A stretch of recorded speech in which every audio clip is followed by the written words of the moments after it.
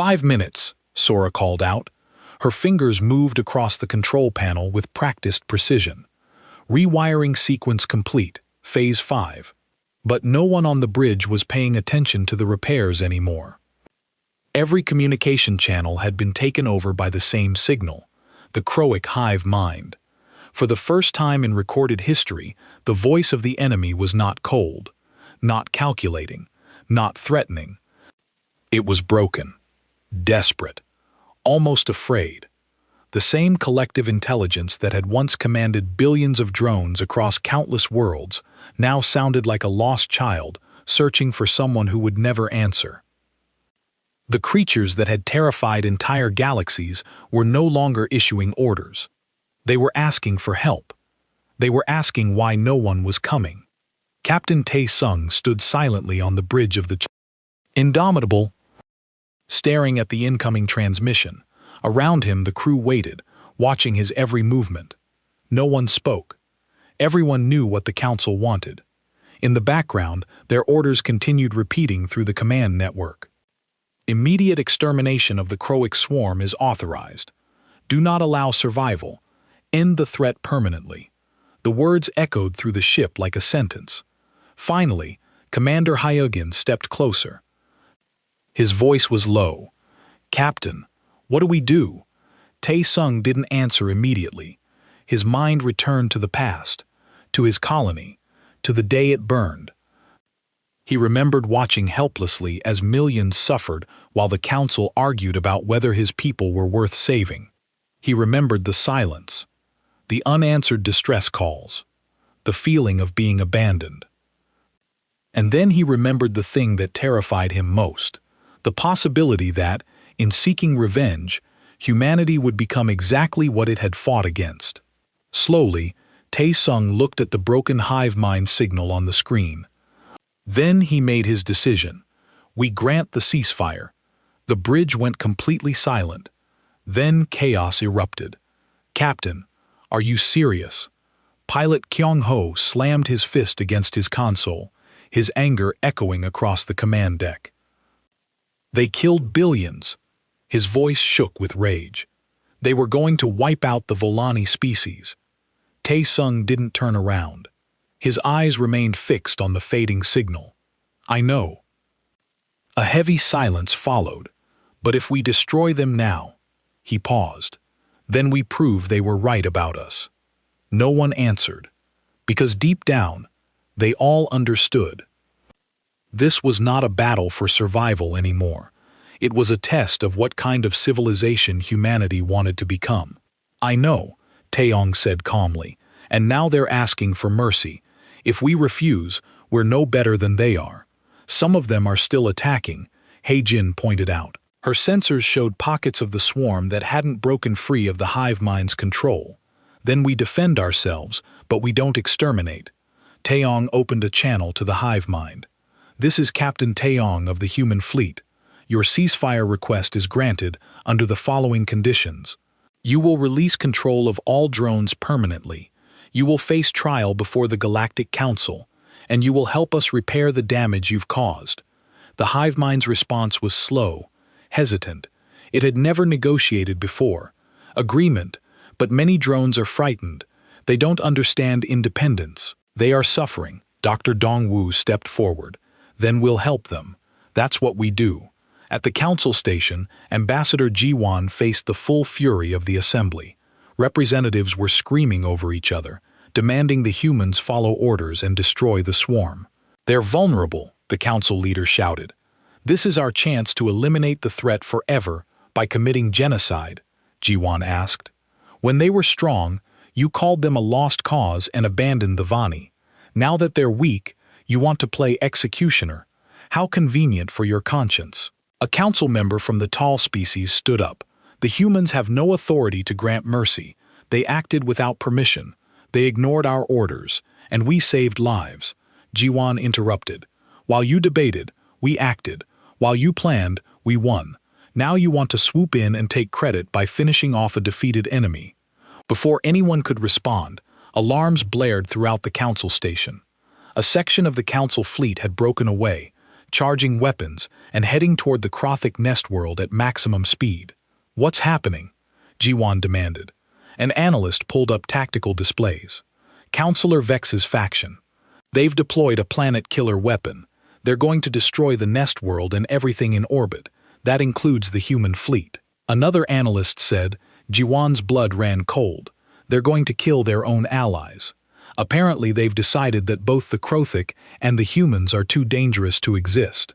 On the Indomitable, sensors detected the approaching weapon. It was massive, powerful, enough to crack a planet and vaporize everything within 1,000,000 kilometers. "Time to impact?" Taeyong asked. 18 minutes? Hai-Jin replied. "Captain, we can escape if we leave now." Taeyasung looked at the Krothic nest world, at the millions of confused drones that were just learning what it meant to choose, at the freed beings who had never asked to be part of a hive mind. "We're not leaving," he said. "Sir, that's suicide. Then I guess we better figure out how to stop it." Tong opened channels to his fleet. "All ships defensive formation around the nest world. We're not letting genocide happen on our watch." Engineer Sora was already at her station pulling up schematics of the planet killer. "Captain, this thing is designed to penetrate any known defense. Our shields won't stop it." "Then we don't stop it, we redirect it." Tong turned to Heejin. "Can you calculate a deflection trajectory? Maybe if we hit it at exactly the right angle, with exactly the right force, we might knock it off course." She ran the numbers. "We'd need to position the Indomitable directly in its path." "The impact would destroy us," Sora said. "Not if we reinforce the forward shields with everything we have. Engine power, weapon systems, life support, everything goes to shields." Taeyang looked at his crew. "I'm not ordering anyone to do this. Anyone who wants to evacuate to the other ships, now is your chance." Nobody moved. "Idiots," Taeyang said, but he was smiling. "All of you." "All right, Sora. Start the power transfer. Ye Jin, get me that trajectory. We've got 17 minutes." Kyung H. Ho launched his fighter along with every other pilot in the fleet. "We'll intercept the escort ships. Try to slow down the weapon." On the nest world, freed Krothic drones watched the humans preparing to defend them. They didn't fully understand why. The concept of protecting your enemy was alien to them, but they were learning fast. "They sacrificed for us," one drone transmitted to its fellows. "Why?" "Because they are strange," another replied, "but perhaps that is good." Dr. Dongwu was setting up medical facilities on the nest world's surface. If the humans failed, he'd die with his patients. If they succeeded, there would be wounded to treat. Either way, he had work to do. A Krothic drone approached him, its movements uncertain. "Human, why you help?" Dongwu continued organizing supplies. "Because you need help. That's reason enough. But we tried to kill you." "I know, but you're not trying to kill me now. People can change. Species can change. You're proving that right now." The drone processed this. "What if we cannot change enough? What if we still have urge to consume? Then we teach you how to control it. Humans have plenty of destructive urges too. We just learn to channel them into less harmful things. Sports, video games, spicy food." Dongwu smiled. "You'll figure it out." In space, the human fighters engaged the Council escort ships. The Councilor's forces were surprised by the resistance. They'd expected the humans to flee, not fight. Kyung-ho's voice came over the comm. "We can't stop the weapon, but we're slowing it down. You've got an extra 3 minutes, Captain." "Make it count," Taeyong replied. On the Indomitable, Sora had diverted all power to the forward shields. The ship was dark except for emergency lighting. No weapons, no engines, just shields and hope. "Shield strength at maximum," she reported. "It won't be enough. Then we make it enough." Taeyong said, "Contact the other ships. Have them add their shields to ours." 3 other human ships moved into formation, their shields overlapping with the Indomitables. It created a wall of energy between the weapon and the nest world. On the council station, Jiwan watched helplessly. "They're going to die. They're going to die protecting beings that tried to kill them." "Why?" a young council member asked. "Why would they do this?" Jiwan thought about Earth, about a species that had survived everything their planet threw at them, about people who learned that the only way to survive was to protect each other. Because, she said quietly, that's what survivors do. They don't leave anyone behind. The planet-killer weapon struck. The impact was apocalyptic. Energy that could crack worlds slammed into the human shield wall. The forward shields of the Indomitable flared white-hot, then failed. The ship's hull began to buckle. Hull breach in sections 1 through 5, Sora shouted over the alarms. Reactor critical, someone else called. Hold it together, Taeyong ordered, gripping his chair as the ship shook itself apart. Just a few more seconds. The weapon pushed against them, trying to reach the nest world beyond. But the human ships held barely. The Indomitable's hull was cracking, systems failing, crew members being thrown against their stations. And then something unexpected happened. The Fredic drones flew into the space between the weapon and the human ships. Thousands of them, then millions. They linked together, creating a living shield. Their bodies absorbed energy, dissipated force, bought precious seconds. They were protecting their protectors. The weapon finally exhausted its charge. It drifted away, spent and harmless. Behind it, the human fleet floated in ruins. The Indomitable was barely holding together, more wreckage than ship, but they had held. The nest world was intact. On the bridge, Taeyong tried to stand and fell. His vision swam around him. The crew was in similar condition. They'd survived, but at a terrible cost. Casualties? He managed to ask. Dong Wu's voice came through. Weak but steady. Treating wounded now. Everyone's alive, Captain. Broken but alive. The Krothic. They saved us. In the end, they saved us. Taeyong allowed himself a small smile before losing consciousness. When he woke up in the medical bay, the war was over. The Council had arrested Counselor Vex and his faction. The remaining Krothic drones had officially requested asylum and rehabilitation, and the Indomitable was being towed to the nearest station for repairs that would take months. Dr. Dong Wu sat beside his bed. Welcome back, Captain. You've been out for 6 hours. Did we win? Define win. The Krothic are free. B'Elanna's Prime is being rebuilt. The Council is in chaos, and we're all alive. I'd call that a win. Taeyong tried to sit up and immediately regretted it. The crew banged up but recovering. Sora is already arguing with the repair teams. A Part 4. The hunter becomes the hunted. The Krothic hive mind had existed for billions of years. It had consumed thousands of worlds, absorbed countless species, and never once questioned its purpose. But now, approaching its nest world with 4 human ships in pursuit, it experienced something entirely new. Doubt on the Indomitable. Engineer So worked with Dr. Dong Wu on what they were calling the liberation weapon. It wasn't a bomb or a missile. It was information. The Krothic drones have never had independent thought, Dong Wu explained, his fingers moving across holographic displays. The hive mind makes every decision. What if we taught them they could choose? You want to give them free will? Hei Jin asked from her station. How? Sora pulled up her work, a viral broadcast. We hijack their communication frequency and flood it with concepts. Choice, individuality, question, refuse.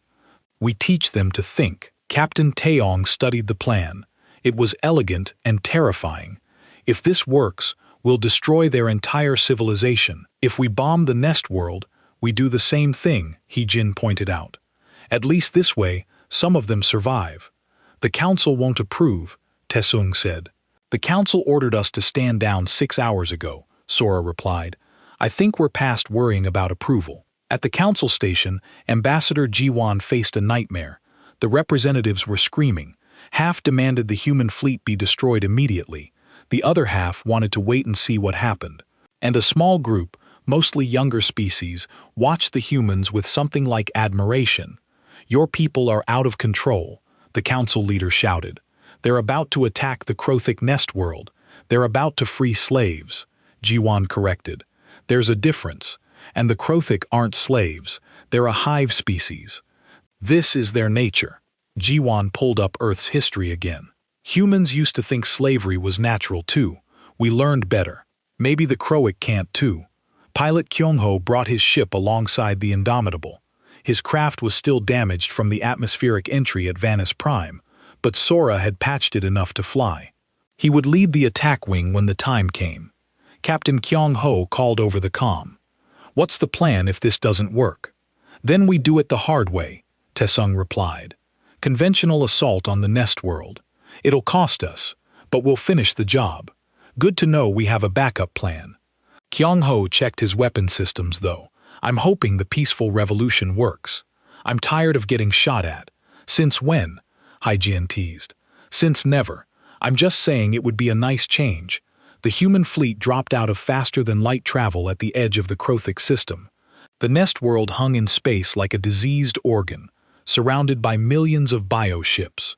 The sheer scale of the swarm took everyone's breath away. "That's a lot of targets," Sun Kung-min said from his hospital bed, watching the tactical display. His body was covered in bandages, but he refused to miss the action. "That's a lot of potential allies," Dong-woo corrected. He was in the communications bay preparing the liberation broadcast. "If this works, and if it doesn't," Sun Man asked, "then we find out if 4 human ships can take on an entire swarm. I like those odds." Sun Man grinned. The Krothic detected the human ships immediately. The nest world's defenses activated. Biohips began pouring out, forming attack formations. The hive mind prepared to crush these persistent pests once and for all. Tiang watched the approaching swarm on his screen. "Dong-woo, are we ready?" "Broadcasting in 10 seconds. Captain, there's no way to know if this will work. We're essentially trying to teach philosophy to a species that's never had independent thought. Humans love a challenge," Taesung said. "Send it." The broadcast went out on every frequency the Krothic used. It wasn't language, it was pure concept, translated into the chemical and electrical signals the hive mind used to communicate. Ideas flooded the swarm's network like a virus. What if you could choose? What if you could refuse? What if you are not just part of the whole but a whole yourself? On the nest world in the deep chambers where the hive mind resided, something unprecedented happened. The mind felt confusion spreading through its network. Drones were hesitating, questioning orders. Some were even stopping entirely, hovering in space as if frozen by the weight of new thoughts. "It's working," Hee-jin whispered, watching her sensors. "Some of them are breaking formation, but not all." The hive mind fought back, flooding its network with counter-signals. "Obey, consume, grow, do not think, do not question." The swarm split. Millions of drones continued their attack, but millions more stopped. Confused by concepts they'd never experienced, the human fleet sat in the middle of a civil war. "Evasive maneuvers," Tong ordered. "Don't fire unless fired upon. Let them figure this out." Kyung-ho piloted his fighter through the chaos. Krothic biohips flew past him, some attacking others, some simply drifting. It was like flying through a storm of confusion.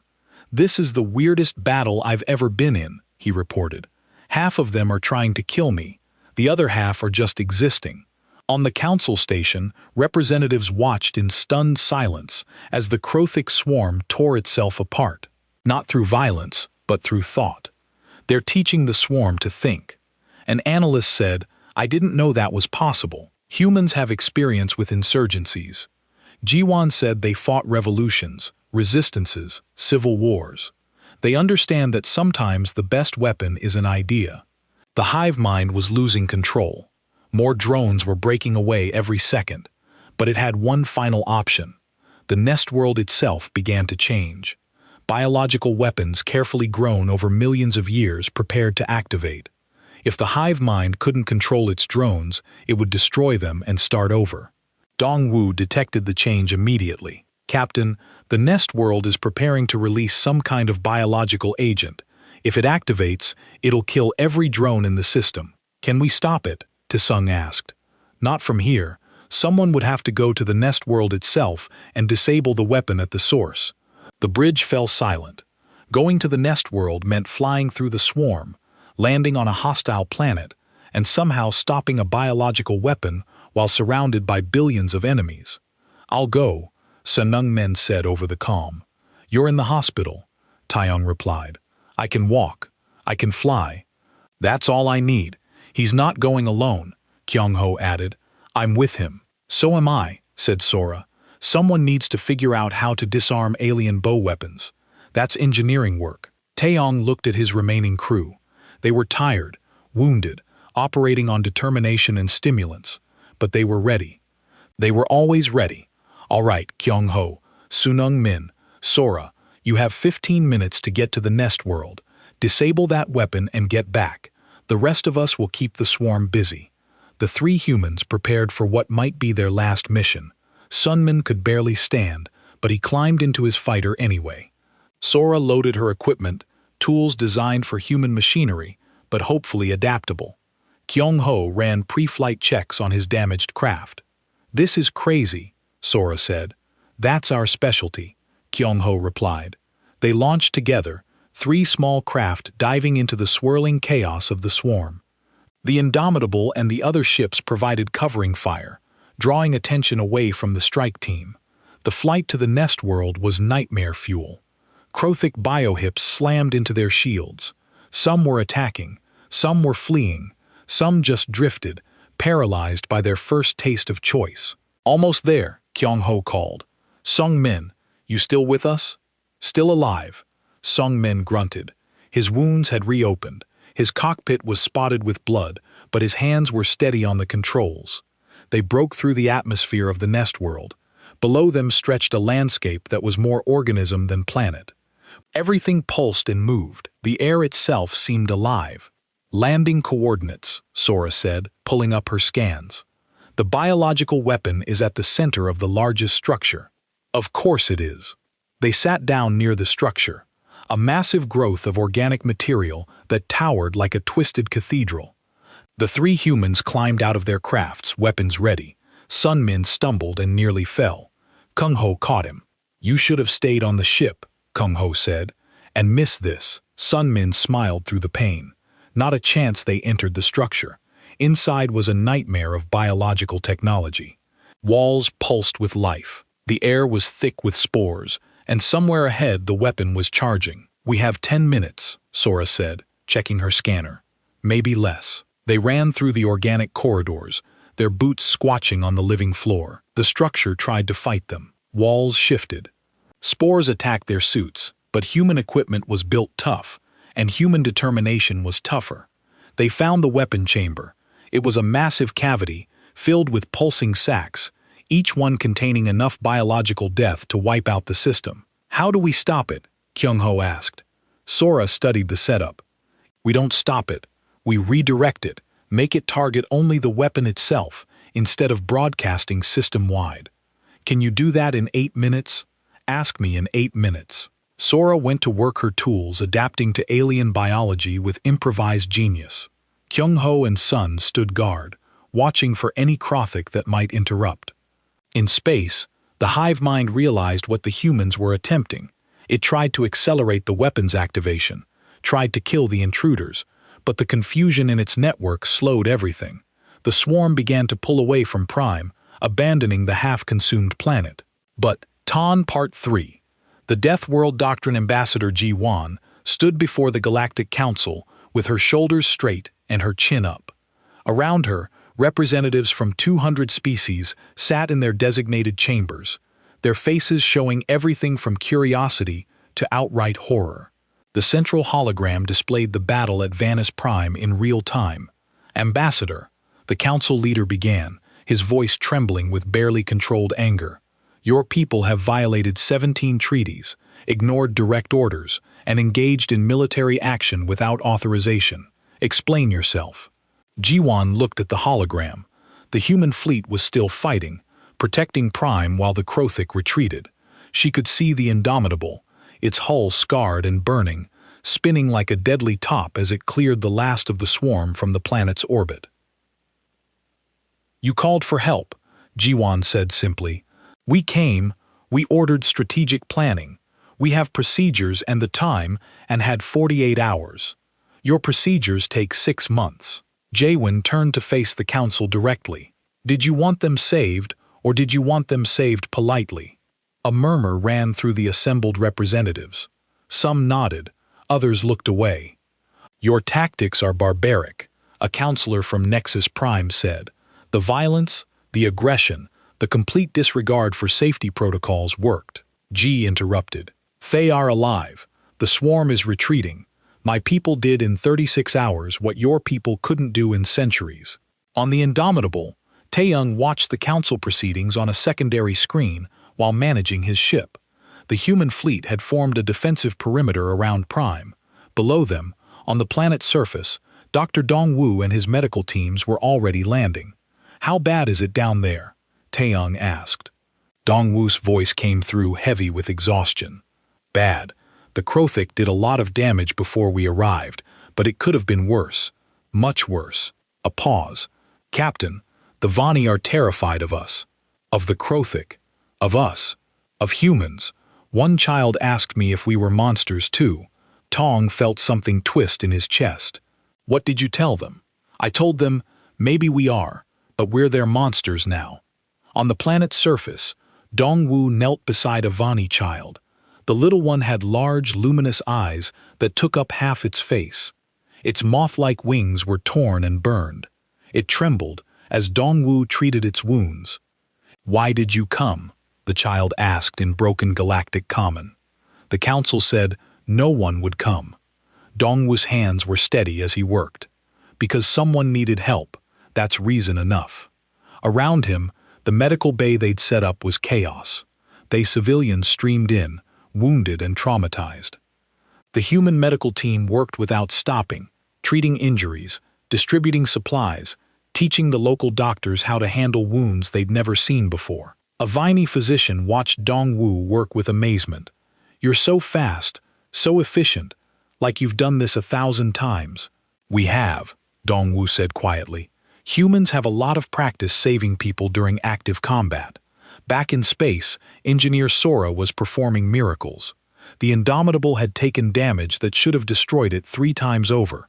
Hull breaches, reactor problems, weapon systems offline. But Sora moved through the ship like a dancer, jury-rigging repairs that violated every safety standard ever written. This shouldn't work, her assistant said, staring at the reactor configuration. You've bypassed 17 safety systems. Safety systems are suggestions, Sora replied, welding another patch. The reactor will hold. Earth engineering is built on redundancy. Everything has a backup. The backups have backups. And if all else fails, we improvise. At the council station, military analysts were doing deep research into human history. They needed to understand what they were dealing with. One analyst pulled up Earth's geological record. Look at this planet, she said to her colleagues. 96% of all species that ever lived on Earth went extinct. The planet has been hit by asteroids covered in ice, cooked by volcanic eruptions. It's been trying to kill everything on it for billions of years. And humans survived. Another analyst said they thrived. They became the dominant species not because they were the strongest or fastest, but because they were too stubborn to die. On the main council floor, Giwan was still making her case. You want to know what makes humans different? Let me show you. She pulled up Earth's history on the main hologram. Images flashed past. Humans surviving ice ages. Humans rebuilding after wars that killed millions. Humans adapting to every environment on their planet, from frozen poles to scorching deserts. Every other species in this council evolved on balanced worlds, Jiwan said. Predictable weather, manageable predators, stable ecosystems. Earth gave humans none of that. Earth tried to kill them every single day, and they learned to take the punishment and keep going. A council member stood up. This doesn't justify their methods.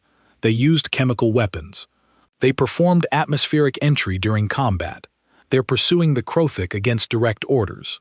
Would you prefer they let the swarm regroup and attack another world? Ji asked. Because that's what happens if we don't finish this. Taeyong's voice suddenly came through the council's communication system. Ambassador, this is Captain Taeyong. We've received new intelligence on the Krothic nest world requesting permission to proceed with pursuit. The council leader looked like he might explode. Permission denied. Captain, you are ordered to return to with respect. Tong interrupted. If you wanted us to follow orders, you shouldn't have asked Deathworlders for help. We're going after the nest. You can court-martial us later. The communication cut off. Ji tried not to smile. The 4 human ships designated for pursuit were already moving. Taeyong had left 8 ships behind to protect Prime. The remaining 4 would be enough for a reconnaissance mission, or at least that's what Taeyong told himself. Pilot Sun Min sat in his fighter craft, ready for the most dangerous mission yet. He would fly ahead of the main fleet, getting close to the Krothic nest world, mapping their defenses. It was a suicide mission by any reasonable standard. Sung Min checked his systems and smiled. Good thing he wasn't reasonable. "Ready when you are, Captain," he called over the comm. "Remember, Sung Min," Taeyong said, "this is reconnaissance only. Get in, get the data, get out, don't be a hero." "Too late for that, sir." Sun Min launched from the Indomitable and accelerated toward the retreating swarm. His fighter was small, fast, and heavily armored.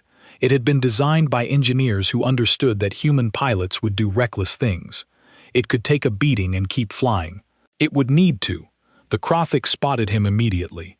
Biohips peeled off from the main swarm, rushing to intercept. Sung Min jinked left, rolled right, dove down. His hands moved on the controls like he was playing an instrument. The first hit shook his craft. The second knocked out his rear shields. The third made alarm scream. "Taking fire," Sunman reported calmly. "Shields at 40%. A fourth hit, a fifth. His cockpit filled with smoke. Shields at 10%. Hull breach in Section 3. Taeyong watched from the Indomitable, his hands gripping his chair. "Sun Men, abort the mission. Get back here. Almost got the data, sir. Just need another minute." Sunman pushed his fighter deeper into the swarm. His shields were gone now. The Krothic were hitting his bare hull. Metal groaned. Systems failed, but his sensors were still working, still gathering data on the Krothic nest world's defenses. "Got it," Sunman shouted. "Transmitting now. Might want to send someone to pick me up." His engine exploded. The fighter craft tumbled through space, dead and powerless. Inside, Sunman Min was thrown against his restraints. Blood ran down his face. His vision swam. Sunmen respond. Hijen called. "Still alive." Sunmin coughed. "Ship's dead, though. Could use that pickup now." On the Indomitable, Taong made a calculation. They were too far away. Sunmin would be torn apart before they could reach him. But Engineer Sora had an idea. "A terrible, beautiful idea, Captain. If we overclock the reactor to 140%, we can reach him in 90 seconds. The ship will tear apart at that speed," Hijun said. "Then we better be good at holding things together." Sora's hands were already moving. "Give me the word, Captain." Taeyong didn't hesitate. "Do it." The Indomitable leaped forward like a missile. The acceleration was crushing. The reactor screamed. Every system redlined, but they were moving faster than physics said they should, faster than any other species would dare. They reached Sun Min with 15 seconds to spare. The ship's emergency grapple snagged his fighter and pulled him into the hangar bay. Medical teams were waiting. As they pulled Sun Min from his ruined cockpit, he grinned through the blood. "Did you get the data?" "We got it," Tong confirmed. "You crazy bastard. Takes one to know one, sir." The data Sun Min had gathered showed the Krothic nest world. It was massive, surrounded by millions of biohips. Defending it with conventional tactics would be impossible. Good thing humans didn't use conventional tactics. Yin studied the data with Dr. Dong Wu, who had returned from the surface. As a doctor, Dong Wu understood biology better than most. "Look at this," Dong Wu said, pointing to the structure of the Croic communication network. "They're all connected to the hive mind. Every single drone is part 1, the distress call." The alarm screamed through the bridge of the Indomitable, cutting through the usual hum of engines and computers. Captain Taeyong was on his feet before the second beep, his coffee forgotten on the arm of his chair. The mug tumbled and spilled, but nobody noticed. All eyes were on the main screen where red emergency symbols blinked like angry stars. "Report," Tessa said, his voice calm despite the chaos erupting around him. Lieutenant Heijin's fingers flew across her console. "Distress signal from Prime, sir. Multiple sources. They're using every frequency they have." She paused, her face going pale. "Captain, they're screaming for help." The main screen flickered and resolved into an image that made even the hardened crew of the Indomitable go quiet. Felanus Prime had been a beautiful world once with crystal cities that caught the light of their blue sun. Now darkness covered the planet like a shroud. Millions of black shapes swarmed through the atmosphere, blotting out the sky. The Krothic swarm whispered the navigation officer. Everyone knew that name. Everyone feared it. Tiang leaned forward. How long do they have? Hygiene checked her readings twice before answering. 48 hours, maybe less. The Krothic are eating through their defenses like they're made of paper. A new voice crackled through the speakers. It was weak, broken by static and what might have been sobbing. This is Prime. Please, anyone. The council said they would send help. They said to wait, but the swarm is here now. Our children are dying. Please. The bridge fell silent. Tyson clenched his jaw so hard it hurt. He knew what came next. The protocol, the procedure, the council's way of doing things. Get me Ambassador G1, he said quietly. The screen split. On one half, Fauna's Prime burned. On the other, Ambassador G1 appeared. She looked tired, her hair pulled back tight, dark circles under her eyes. Behind her, Town could see the gleaming halls of the Galactic Council station. Captain, she said, I know why you're calling. Then you know what I'm going to ask. G1 sighed. The Council is aware of the situation at Vanus Prime. They're preparing a strategic response. How long will that take? 6 months. Standard protocol requires 6 months. Hyagin couldn't stop herself. They'll be dead in 2 days. G's face hardened. I know. I've been arguing with them for 3 hours. They won't move faster. They say rushing in without proper planning is how wars start. Taong stood up straight. Connect me to the rest of the fleet. Captain, wait. Jiwan started, but Taya was already moving. Within minutes, the faces of 11 other ship captains filled the screen. Human faces. All of them. They'd all heard the distress call. They all knew what the council would say. 2 days, Tiang said simply. They have 2 days. The council wants 6 months. Captain Dong of the Relentless spoke first. How far? 4 days at maximum speed, replied Heej Jin. But sir, maximum speed for us would destroy most ships. The G-forces alone, and we're not most ship, said Captain Boa of the Steadfast. How fast can we actually go if we don't care about safety margins? The engineer Sora looked up from her station. We could make it in 36 hours, but I'd need to push the reactor to 120%. The manufacturer says that's impossible. Taeyong almost smiled. Good thing we've never listened to manufacturers. Can you do it? Sora grinned. Give me 20 minutes. John's face reappeared on the screen. Captain Taeyong, the council is ordering you to stand down. You don't have authorization for military action. If you disobey, there will be consequences. What kind of consequences? Ong asked. Court-martial imprisonment. Your entire fleet could be. Will they send someone to save the G1? Looked away. No. Then I'll take my chances with court-martial. Taeyong turned to his crew. Anyone who wants to stay behind, now's your chance. I won't think less of you. Nobody moved. Nobody spoke. They all just looked at him with the same expression. The one that said they'd already made their choice before he even asked. Dr. Dong Wu stood up from his station in the medical bay. Through the intercom, his voice was steady. I'll prep the medical bay for combat casualties, both theirs and ours. All ships, prepare for emergency acceleration, Taong ordered. We leave in 20 minutes. The next 18 minutes were chaos. Sora and her engineering team worked miracles, pulling safety limiters and R-routing power systems. Hyojin calculated a jump trajectory that would put them right on top of Alana's Prime, a maneuver so dangerous it was technically illegal in 70 systems. Dongwu stocked medical supplies and strapped down everything that could become a projectile at high G forces. On the council station, Jiwan watched her screens with growing horror. They're really doing it, she whispered. They're really going.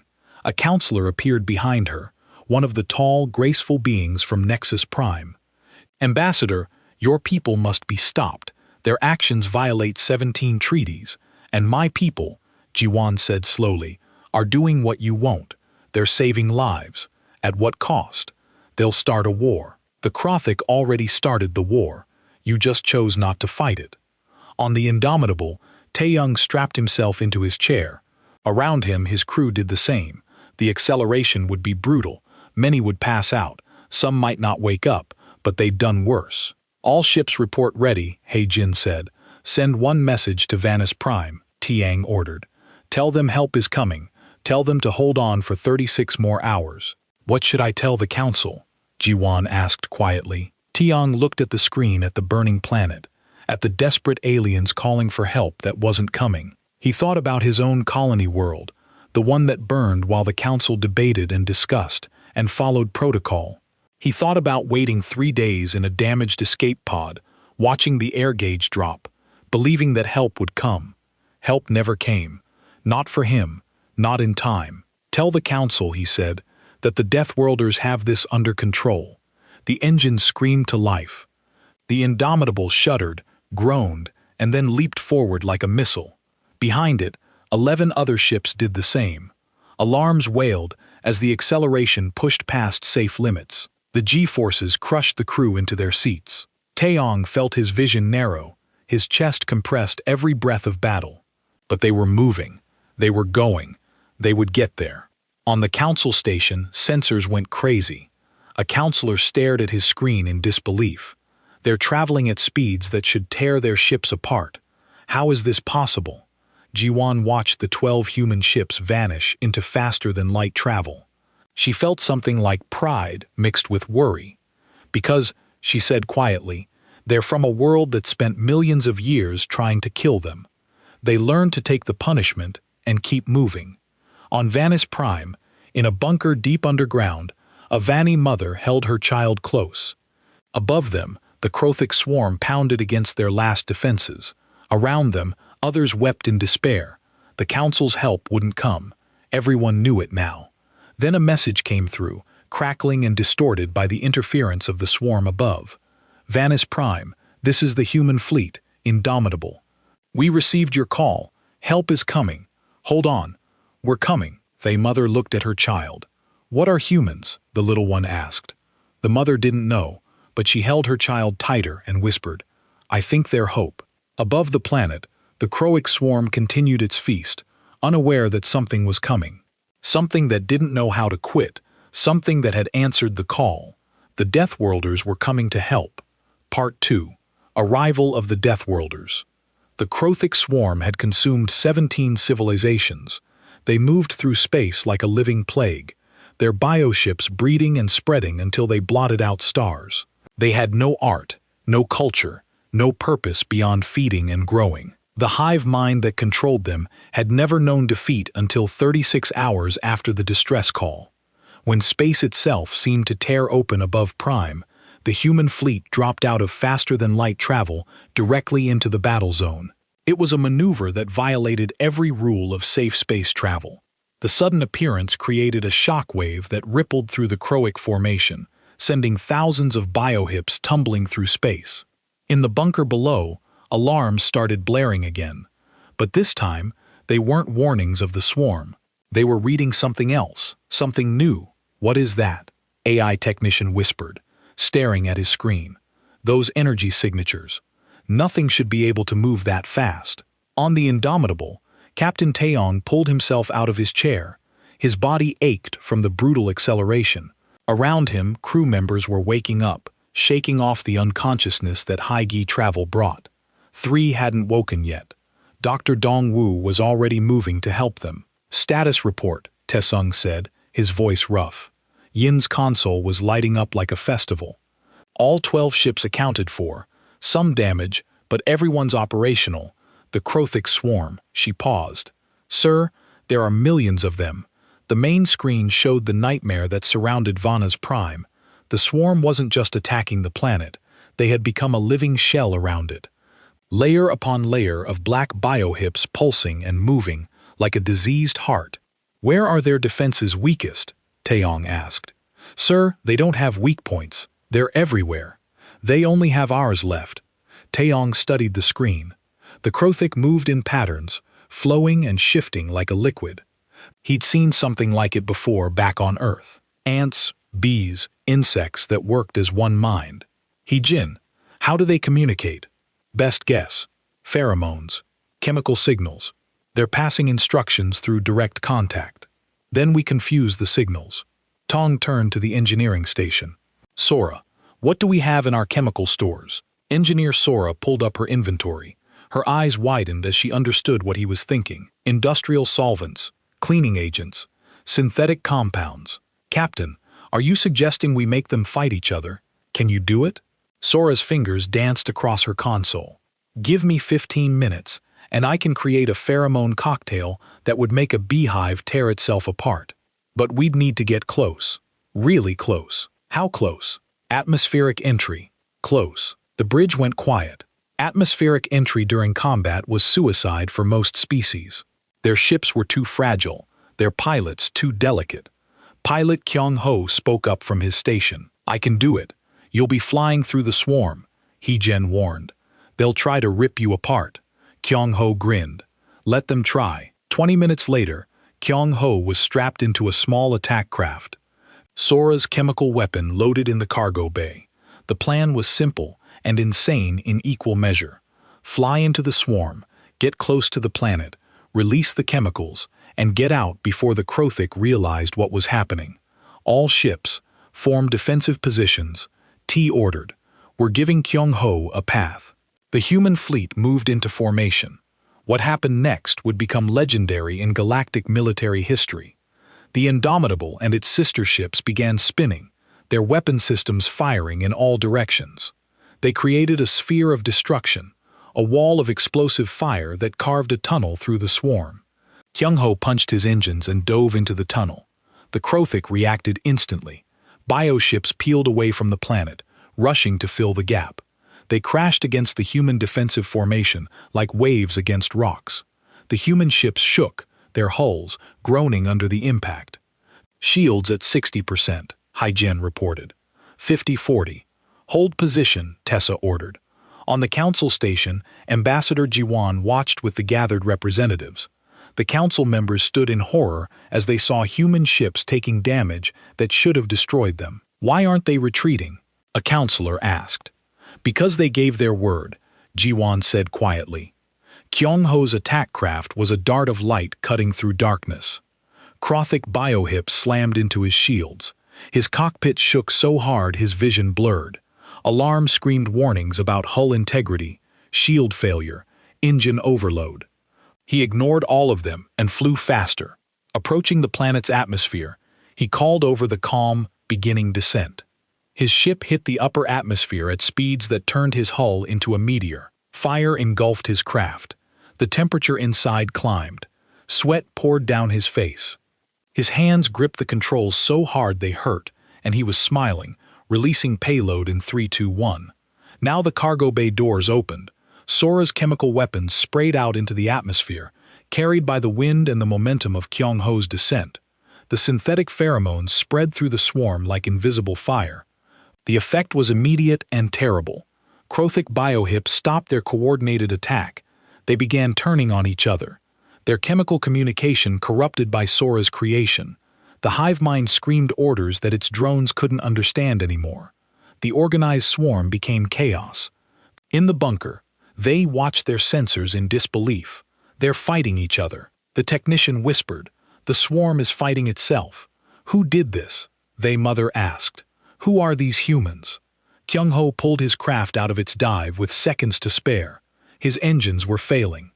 His shields were gone, and half his systems were offline, but he was alive and climbing back toward the fleet. "Good work," Tong said over the comm. "Now get back here before you fall apart completely." The swarm's confusion gave the human fleet an opening. Tyson seized it. "All ships advance. Target the largest concentrations. He-Jen, activate Hellfire Protocol." He-Jen's hands moved with practiced precision. The Indomitable began to spin on its axis, every weapon system firing in sequence. The ship became a wheel of destruction, cutting through the confused swarm like a blade. The other ships followed suit. 12 human vessels, each one spinning, firing, advancing.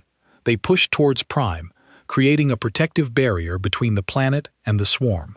Dr. Dong-woo watched from his medical bay, ready to treat the wounded, but he was also preparing for another task. If they could break through to the planet's surface, there would be refugees who needed help, civilians who had been hiding in bunkers, waiting for death or rescue. "Medical team, prepare for surface operations," he ordered. "We're going down there as soon as it's clear." "Sir, it won't be clear. A nurse said the fighting will still be happening." Dongwu checked his supplies. "I know. That's why we trained for combat medicine." On the council station, military analysts were pulling up Earth's historical records. They needed to understand how these humans were winning against impossible odds. "Look at this," one analyst said, pointing to his screen. "Earth's history is a catalog of disasters, plagues that killed half their population, wars that lasted decades, natural disasters that destroyed entire cities, and they survived all of it. How?" another asked. "Stubbornness. They simply refused to die." The Krothic hive mind was experiencing something it had never felt before. Confusion. Fear. This small fleet of strange ships was tearing through its drones like they were nothing. The chemical attack had been clever, but that could be adapted to. What the hive mind couldn't adapt to was the sheer aggression. These beings didn't retreat. They didn't hesitate. They attacked with a fury that seemed impossible to maintain. Where did they find this energy, this determination? The hive mind made a decision. It would deploy its ultimate weapon, the fear attack. The Krothic had perfected biological warfare over millions of years. They could release spores that caused paralytic terror in any species. It worked on every single race they'd encountered. It would work on these humans, too. The swarm released the spores. On the indomitable sensors detected the biological agent immediately. "Captain, they're deploying some kind of chemical weapon." Hai reported. "It's designed to cause extreme fear responses." The crew tensed, waiting for the panic to hit, waiting for the terror that would freeze their bodies and minds. Nothing happened. Taeyong frowned. "Is our filtration system working?" "No, sir," Sora said, checking her readings. "The spores are in our ship." "They're in our air, they're just not doing anything." Heejian started laughing. She couldn't help it. "They tried to scare us. The swarm tried to scare humans." The laughter spread through the bridge, not mockery, but the genuine amusement of people who had lived with nuclear weapons pointed at their own planet for decades, who had survived ice ages and asteroid impacts, and their own worst impulses. The Kroth could make them afraid. Humans woke up afraid every day. They just didn't let it stop them. "Heejin, open a channel to the swarm," Tesong said. "Sir, they might not understand. They'll understand tone. Send this." Your fear tactics are adorable. For the first time in its existence, the Krothic hive mind felt something close to despair. These creatures were impossible. They couldn't be reasoned with, couldn't be frightened, couldn't be stopped. The hive mind gave an order it had never given before. Retreat.